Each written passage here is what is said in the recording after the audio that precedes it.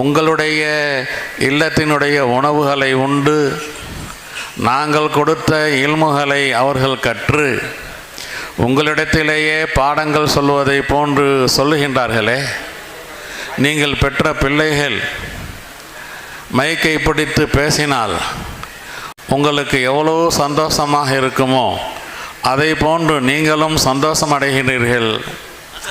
எங்கள் வீட்டு பிள்ளை, எங்கள் வீட்டு ஓதர பிள்ளை, இந்த ஓதர பிள்ளை என்ற அந்த வார்த்தையே நம்முடைய லால்பேட்டைக்கு சொந்தமானது.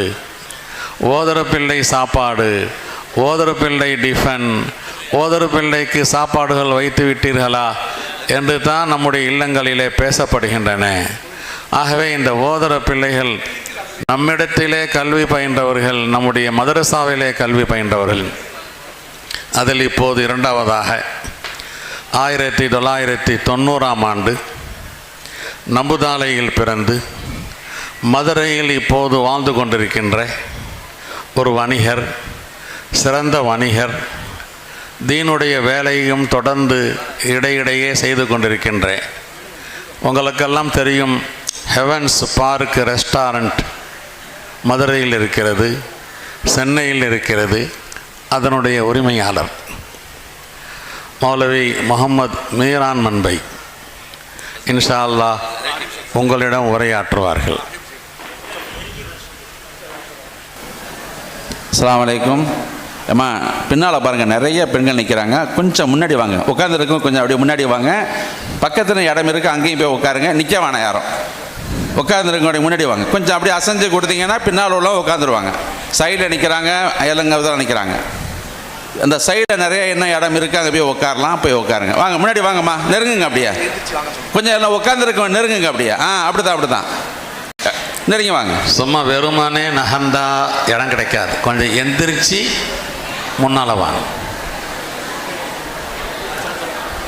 இன்ஷா அல்லாஹ் வாங்க வாங்க, எந்திரிச்சு உக்காருங்க. எந்திரிக்கிறதுக்கு சத்தம் வராது, ஏன் பேச்சு வருதுன்னு தெரியல. பேச்சை குறைத்து கொள்ளணும் இன்ஷா அல்லாஹ் தஆலா.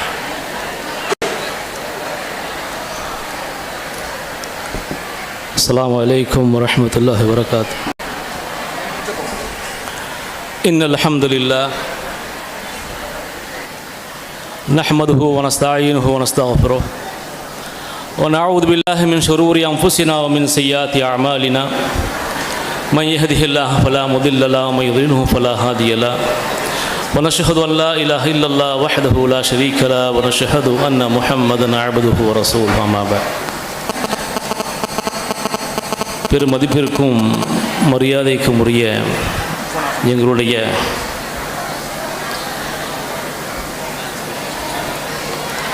ஆன்மீக ஆசான்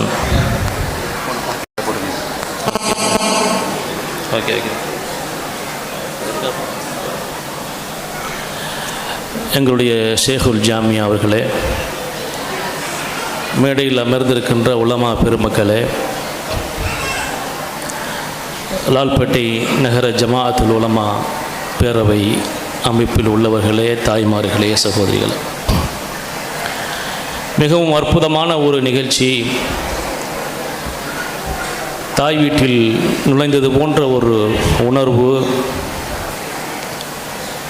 மிகவும் ஒரு பரபரப்பும் படபடப்பும் நிறைந்த ஒரு உணர்வாக நான் இதை உணர்கிறேன். என் அன்பிற்குரிய தாய்மார்களே, லால்பேட்டை மதரசாவில் 1990ஆவது வருடம் கிட்டத்தட்ட 1வது சும்ராவிலிருந்து 7 சும்ராக்கள் இங்கேயே பயின்று சங்கைக்குரிய ஷேகுல் ஜாமியா அவர்கள் தன்னுடைய குழந்தைகள் போலவே எங்களை பராமரித்து சிறப்பான ஒழுக்கத்தையும் அற்புதமான இஸ்லாமிய கொள்கைகளையும் மிக தெளிவாக எடுத்துச் சொல்லி எங்களை ஒரு நல்ல மனிதர்களாக முதலில் ஆக்கினார்கள். அப்படிப்பட்ட ஒரு தாய் இந்த மதரசாவில் எங்களுடைய சிறு வயதிலிருந்து வாலிப வயது வரை எங்களுடைய கால்கள் படாத இடமே இல்லை என்று சொல்லக்கூடிய அளவிற்கு இந்த லால்பேட்டையில் நாங்கள் நடந்திருக்கிறோம். நீங்கள் கொடுத்த இந்த தாய்மார்கள் கொடுத்த உணவை நாங்கள் உண்டிருக்கிறோம். அதற்காக எப்பொழுதும் உங்களுக்காக நாங்கள் துஆ செய்ய கடமைப்பட்டிருக்கிறோம். என் அன்பிற்குரிய தாய்மார்களே, இன்றைக்கு இஸ்லாம் நிறைய அடிகளை சந்திக்கிறது, நிறைய விமர்சனங்களை இஸ்லாம் சந்திக்கிறது. அந்த சந்திக்கின்ற விமர்சனங்களில் மிகப்பெரிய விமர்சனம் என்ன தெரியுமா? பெண்கள் சம்பந்தப்பட்ட விமர்சனத்தை தான் இஸ்லாம் சந்திக்கிறது. எந்த வகையிலும் இஸ்லாத்தை குறை சொல்ல முடியாது. அது பொருளாதாரமாக இருக்கட்டும், வாரிசு உரிமை சட்டமாக இருக்கட்டும்,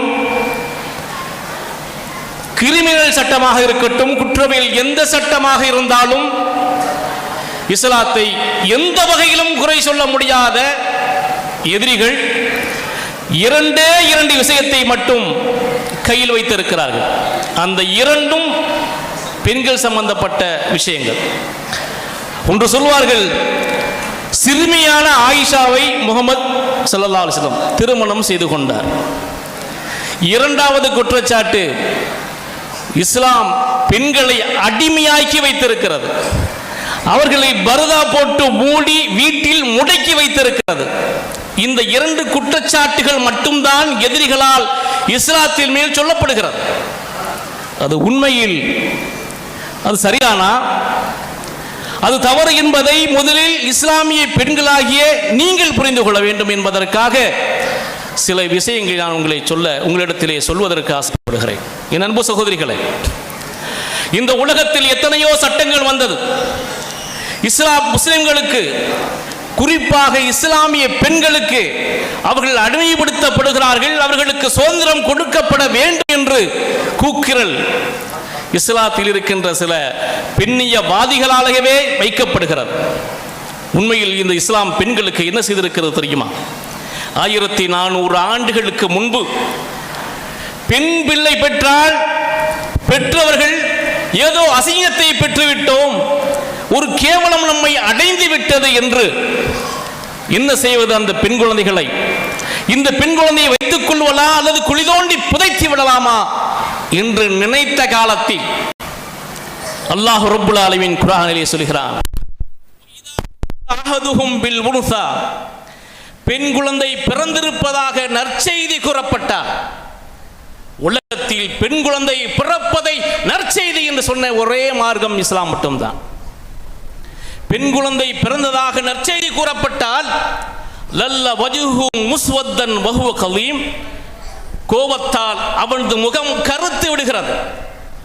இத்தவாரா மினல் கௌமி மின் சூஇ மா புஷ்ஷிர பிஹி, அவனுக்கு சொல்லப்பட்ட நற்செய்தியை அசிங்கமானது, கெடுதியானது, மோசமானது என்று நினைத்து தன்னுடைய கூட்டத்தாரிடமிருந்து ஓடி ஒளிந்து கொள்கிறான். பெண் பிள்ளை பெற்றா அதோ போகிறான் பார் பெண் பிள்ளை பெற்றவன் என்று அந்த சமூகம் அவனை கேவலமாக பேசுகின்ற காரணத்தினால் அந்த சமூகத்தில் இருந்து அவன் ஓடி ஒளிந்து கொண்டான். அந்த குழந்தையை நாம் என்ன செய்வது?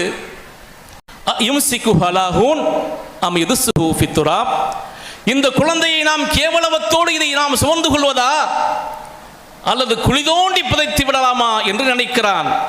அலா சா அமா யஹ்குமூன், அவர்கள் முடிவு செய்வது தவறில்லையா, தவறானது அல்லவா என்று அல்லாஹ் ரப்புல் ஆலமீன் குர்ஆனிலே சொல்கிறான். அன்பிற்குரிய சகோதரிகளே, குழந்தை பிறக்கும் போது நற்செய்தி என்று சொல்லக்கூடிய மார்க்கம் அந்த பெண் குழந்தையை பெற்றெடுப்பதை பற்றி, அந்த பெண் குழந்தையை வளர்த்தெடுப்பதை பற்றி எத்தனை சிறப்பாக சொல்கிறது தெரியுமா? ரசூல் ஸல்லல்லாஹு அலைஹி வஸல்லம் அவர்கள் சொல்வார்கள், மன் ஆல ஜாரியத்தைன் ஹத்தா தபுலுகா, யார் 2 பெண் குழந்தைகளை பெற்று அவர்கள் வாலிப வயது அடையும் முறை சிறப்பாக வளர்க்கிறார்களோ, அன வஹுவ யௌமுல் கியாமா, நானும் அவரும் கியாமத் நாளில் இப்படி வருவோம் என்று தன்னுடைய 2 விரல்களையும் ரசூலுல்லாஹி ஸல்லல்லாஹு அலைஹி வஸல்லம் ஒன்று சேர்த்து காண்பித்தார்கள். அம்மா ஆயிஷா சொல்லுவாங்க, ஜாத்தினி மிஸ்கீனா, ஒரு மிஸ்கீனான ஒரு ஏழை தாய் என்னிடம் வந்தாள். தன்னுடைய 2 பெண் குழந்தைகளை சுமந்து கொண்டு பசைக்கிறது, தாயே ஏதாவது தாருங்கள் என்று வந்தாள். என்னிடம் இருந்த சில பேரிச்சம் கனிகளை அந்த பெண்ணிடத்தில் கொடுத்தேன். அவள் வாங்கியதை 2-3 பிரித்து 2 குழந்தைகளுக்கு ஆளுக்கு ஒன்றை கொடுத்துவிட்டு தானும் உண்பதற்காக அந்த பேரிச்சம்பழத்தை தன்னுடைய வாயின் பக்கம் கொண்டு போகிறார். பசியில் இருந்த குழந்தைகள் பேரிச்சம்பழத்தை விரைவாக தின்றுவிட்டு தாய் உண்பதற்காக கொண்டு போன பேரிச்சம்பழத்தையும் ஏக்கத்தோடு பார்க்கிறது. அந்த தாய் என்ன செய்தார் தெரியுமா? தான் உண்பதற்காக கொண்டு சென்ற அந்த பேரிச்சம்பழத்தையும் 2 பிளந்து 2 குழந்தைகளுக்கும் ஊட்டிவிட்டாள். ஆயிஷா அம்மா சொன்னார்கள், அஜபனி ஷானுஹா, அந்த தாய் செய்த காரியம் எனக்கு ஆச்சரியத்தை உண்டாக்கியது. ரசூல் ஸல்லல்லாஹு அலைஹி வஸல்லம் அவர்கள் வந்ததும் சொல்லி காண்பித்தேன். ஸல்லல்லாஹு அலைஹி வஸல்லம் சொன்னார்கள், கத் அவுஜப லஹா பிஹா அல் ஜன்னah, இந்த ஒரு காரியத்திற்காகவே அவளுக்கு சொர்க்கம் வாஜிபாகிவிட்டது என்று ஸல்லல்லாஹு அலைஹி வஸல்லம் சொன்னார்கள். பெண் குழந்தை பிறந்ததை சுபச்செய்தி என்கின்ற சொல்கின்ற மார்க்கம் பெண் குழந்தை வளர்ப்பதை சொர்க்கத்தை கொண்டு போய் சேர்க்கும் என்றும் சொல்கிறது. என் அன்புக்குரிய சகோதரிகளே, பெண்களை இலகுவாக ஒரு அவச்சொல் சொல்லிவிட்டு இந்த சமூகத்தில் எவரும் தப்பித்து போய்விட முடியாது. இஸ்லாம் அற்புதமான ஒரு பெண்களுக்கு பாதுகாப்பை தருகிறது, சமூக பாதுகாப்பு. அல்லாஹ் ரப்பல் ஆலமீன் குர்ஆனிலே சொல்வான், வல்லதீன யர்மூனல் முஹ்ஸனாத் ஹும் லம் யஅது பிஅர்பஅத்தி ஷுஹதா, பத்தினி பெண்களை அவதூறு பேசிவிட்டு யார் 4 சாட்சிகளை கொண்டு வரவில்லையோ ஃபஜ்லிதுஹும் 80 ஜல்தா வலா தக்பலு ஷஹாதத்தஹும் அபதா, அவதூறு சொல்லிவிட்டு 4 சாட்சிகளை கொண்டு வராதவனை 80 கசையடி அடியுங்கள், அவருடைய சாட்சியை ஒருபோதும் ஏற்றுக்கொள்ளாதீர்கள் என்று இஸ்லாம் சொல்கிறது. எப்படிப்பட்ட ஒரு சமூக பாதுகாப்பு பெண்களுக்கு! அவ்வளவு இலகுவாக ஒரு பெண்ணை, ஒரு பத்தினி பெண்ணை அவதூறு சொல்லிவிட முடியாது. அந்த அளவுக்கு இஸ்லாம் அவர்களுக்காக சமூக பாதுகாப்பை ஏற்படுத்தியிருக்கிறது. அதே பெண் மனைவியாகி விடுகிறாள், பிறந்தால் வளர்ந்தால் மனைவியாகி விடுகிறாள். இந்த மனைவிக்கு எப்படிப்பட்ட பொறுப்பை இந்த இஸ்லாம் கொடுக்கிறது தெரியுமா? ஒரு ஆண் நல்லவன் என்கின்ற ஒரு ஆணை சொல்வதற்குண்டான அதிகாரத்தை ஒரு மனைவியின் கையில் இஸ்லாம் கொடுக்கிறது. பெற்றவர்கள் சொல்வார்கள், ஏன் புள்ள மாதிரி இருக்கா, ஆமாம் சொக்கத்தங்கம்னு சொல்லுவாங்க.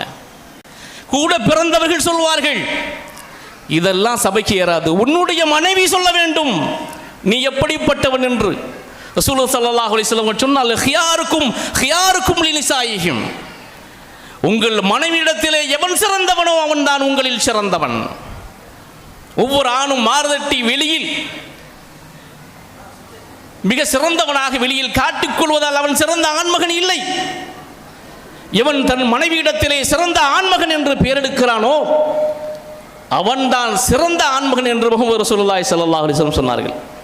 என் அன்புக்குரிய சகோதரிகளே, ஒரு அல்லாஹ்வுடைய இறைவசனம் இறங்குகிறது, வல்லதீன யக்னிஸூன ذهب والفضة ولا ينفقونها في سبيل الله, யார் தங்கத்தையும் வெள்ளியையும் அல்லாஹ்வின் பாதையில் செலவு செய்யாமல் சேர்த்து வைத்திருக்கிறார்களோ ஃபபஷ்ஷிர்ஹும் பிஅதாபின் அலீம், நபி அவர்களுக்கு கடுமையான வேதனை இருக்கிறது என்று சொல்லிவிடுங்கள்.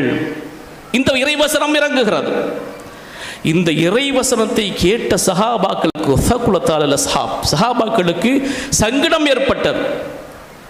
வெள்ளியையும் தங்கத்தையும் வீட்டில் சேமிக்க கூடாது என்றால் நாங்கள் எதை சேமிப்பது நாயகமே? ரசூலிடம் கேட்டார்கள், நாங்கள் எதை சேமிக்க முடியும்? ஸல்லல்லாஹு அலைஹி வஸல்லம் கேட்டார்கள், உஹுபிருக்க கைரமா யக்னிஸுல் மரூ, ஒரு ஆண் சேர்த்து வைத்திருக்கின்ற செல்வங்களில் சிறந்த செல்வத்தை நான் சொல்லட்டுமா? உன்னிடத்தில் கார் இருக்கிறது, பங்களாக்கள் இருக்கிறது, நிறைய நிலங்கள் வாங்கி வைத்திருக்கிறாய், பேங்க் பேலன்ஸ் கூட அதிகமாக இருக்கிறது, சொத்து சுகங்கள் இருக்கிறது, தங்கம் நகைகளை வாங்கி குவித்து வைத்திருக்கிறாய். ஆனால் இவைகளெல்லாம் விட மிக சிறந்த ஒரு சொத்து என்ன தெரியுமா? அல் மர்அத்து ஸாலிஹா, சாலிஹான மனைவிதான் ஒரு ஆண் சேர்த்து வைத்திருக்கின்ற செல்வங்களில் மிகச்சிறந்த சொத்து என்று ஸல்லல்லாஹு அலைஹி வஸல்லம் அவர்கள் சொன்னார்கள். என்னுக்குரிய சகோதரிகளே, அப்படிப்பட்ட சிறப்பை இஸ்லாம் உங்களுக்கு கொடுத்திருக்கிறது. நீங்கள் குழந்தையாக இருக்கும்போது, நீங்கள் மனைவியாக இருக்கும்போது எல்லா நிலைகளும் மிக சிறந்த சிறப்பை கொடுக்கிறது. இதிலெல்லாம் விட நீங்கள் தாழ்வி அடைந்து விட்டால், இந்த இஸ்லாம் ஒரு தாயை கண்ணியப்படுத்துவது போல உலகத்தில் எந்த சித்தாந்தமும் கண்ணியப்படுத்தியதில்லை. எந்த சித்தாந்தமும். அல்லாஹ் ரப்பல் ஆலமீன் குர்ஆன் சொல்கிறான், வஸைனல் இன்சான பிவாலிதைஹி இஹ்சானா, மனிதனுக்கு நாம் அறிவுறுத்தினோம், உன் பெற்றோர்களுக்கு நீ உபகாரம் செய் என்று நாம் அறிவுறுத்தினோம் என்று சொல்லிவிட்டு அடுத்த வரியில் தாயை தனியாக பிரித்து சொல்கிறான், ஹமலத்து உம்முஹு குர்ஹா வலஅத்துஹு குர்ஹா. அவனுடைய தாய் கஷ்டத்தோடு அவனை சுமந்தால், கஷ்டத்தோடு ஈன்றெடுத்தால், வஹம்லுஹு வஃபிசாலுஹு 30 ஷஹரா. அவள் சுமந்ததும் ஈன்றெடுத்ததும் பால் குடி மறக்கடித்ததும் 30 மாதங்கள். 30 மாதங்கள் இத்தனை கஷ்டப்பட்ட உன் தாய்க்கு நீ உபகாரியாக இரு என்று ரப்புல் ஆலமீன் சொல்கிறான். என்றைக்கு உன் தாயின் கற்பத்தில் நீ குடி புகுந்தாயோ, அதிலிருந்து உன்னை பெற்றெடுக்கும் வரை அவள் உண்ண மறந்தால், உறக்க மறந்தால், உறக்கத்தை மறந்தால், எல்லாவற்றையும் மறந்தால், ஏதாவது உண்டு விட்டால் உனக்கு ஏதாவது ஆகிவிடுமோ என்று தான் இஷ்டப்பட்ட உணவையும் ஒதுக்கி வைத்தாள். நீ பிறந்தாய், பிறந்த பிறகு உன்னை எறும்பும் கொசுவும் கடித்து விடாமல் பாதுகாத்தால், நீ பிறந்த பிறகும் கூட உனக்கு பால் புகட்டும் போது உன்னை அஜீரணம் ஆகிவிடும் என்பதற்காக வேண்டி, அலர்ஜி ஆகிவிடும் என்பதற்காக வேண்டி, நீ செமியா குணமாக ஏற்பட்டு விடும் என்பதற்காக வேண்டி தான் உண்ண வேண்டிய உணவை கூட ஒதுக்கி வைத்திருந்தால் உன் தாய், இப்படி 30 மாசங்கள் உனக்காக கஷ்டப்பட்ட தாய்க்கு நீ உபகாரியாக இரு என்று அல்லாஹ் குர்ஆனிலே சொல்கிறார். என் அன்புக்குரிய சகோதரிகளை, இந்த இஸ்லாம் தாயை கண்ணியப்படுத்திய அளவிற்கு உலகத்தில் எந்த சட்டமும் கண்ணியப்படுத்த முடியவில்லை. ரசூல் ஸல்லல்லாஹு அலைஹி வஸல்லம் அவர்கள் ஒரு முறை மஸ்ஜித் நபவியில் யுத்தத்திற்கு ஆள் எடுத்துக் கொண்டிருக்கிறார்கள். மஸ்ஜித் நிரம்பி வழிகிறது. சஹாபாக்கள் போட்டி போட்டுக்கொண்டு, நாயகமே யுத்தத்துக்கு நான் வருகிறேன் என்று பெயர் கொடுத்து கொண்டிருக்கிறார்கள். யுத்தத்திற்கு, உயிரை கொடுப்பதற்கு, சுற்றுலா போவதற்கு அல்ல. அந்த சமயத்தில் ஒரு சஹாபி வருகிறார், நாயகமே நான் வருகிறேன். ரசூல் ஸல்லல்லாஹு அலைஹி வஸல்லம் அவர்கள் அவர் ஏறட்டு கூட பார்க்கிறார். வலதுபுறமாக சென்றார், நாயகமே யுத்தத்திற்கு நானும் வருகிறேன். அப்போவும் ரசூலுல்லாஹி ஸல்லல்லாஹு அலைஹி வஸல்லம் அவர்கள் கண்டுகொள்ளவில்லை. இடது பக்கம் சென்றார், நாயகமே நானும் யுத்தத்திற்கு வருகிறேன். ஸல்லல்லாஹு அலைஹி வஸல்லம் அவர்கள் கேட்டார்கள், உம்முக ஹய்யா, உன் தாய் உயிரோடு இருக்கிறார்களா? நாம் யா ரசூலல்லாஹ், உயிரோடு இருக்கிறார்கள். இல்ஸிம் ரிஜ்லஹா ஃபஸம்மல் ஜன்னா, உன் தாய் உயிரோடு இருந்தால் உன் தாயின் பாதத்தை அவசியமாக்கிக்கொள், அது உன்னை சொர்க்கத்திற்கு கொண்டு போய் சேர்த்து விடும் என்று ரசூலுல்லாஹி ஸல்லல்லாஹு அலைஹி வஸல்லம் சொன்னார்கள்.